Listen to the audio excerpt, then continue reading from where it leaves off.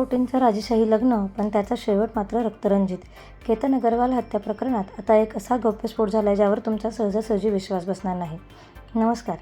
लोहगड हत्याकांड हे नाव जरी ऐकलं तरी आता लोकांच्या अंगावर काटा येतोय. या हाय प्रोफाईल मर्डर केसमध्ये दररोज नवनवीन खुलासे होत आहेत. पण आता पोलिसांनी आरोपी सियाच्या आईवडिलांची तब्बल 11.5 तास कसून चौकशी केली आहे. आणि मित्रांनो, याच 11.5 तासांच्या चौकशीतून एक असा नवा आणि धक्कादायक ट्विस्ट समोर आलाय ज्याने संपूर्ण प्रकरणाला एक वेगळंच वळण दिलंय. एकीकडे पोलिसांच्या सीन रिक्रिएशनचे थरारक फोटो सोशल मीडियावर व्हायरल होत आहेत, तर दुसरीकडे सियाच्या पालकांनी पोलिसांना नेमकं काय सांगितलं आणि असा कोणता मोठा राज त्यांनी उघड केला ज्यामुळे पोलिसही चक्रावून गेलेत.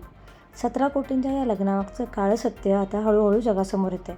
गूढ उकलण्यासाठी पोलिसांनी मध्यरात्री सिया गोयल आणि तिचा प्रियकर चेतन चौधरी यांना लोहगड किल्ल्यावर नेऊन गुन्ह्याचे सीन रिक्रिएशन केले.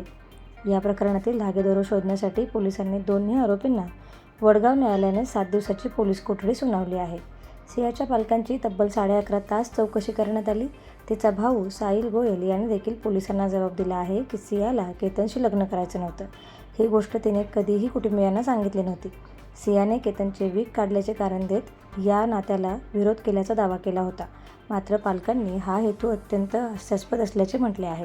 हत्येनंतर पोलिसांनी तपास केला असता सिया आणि चेतनने केतनच्या हत्येपूर्वी आणि हत्येनंतर आपापसातील व्हॉट्सअप मेसेज डिलीट केल्याचे निष्पन्न झाले आहे.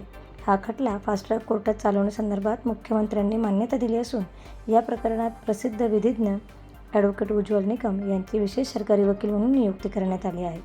या प्रकरणातील नवा ट्विस्ट नेमका काय आहे हे जाणून घेण्यासाठी व्हिडिओला लाईक करा आणि या मर्डर मिस्ट्रीच्या पुढच्या प्रत्येक अपडेटसाठी आपल्या चॅनलला आत्ताच सबस्क्राईब करा.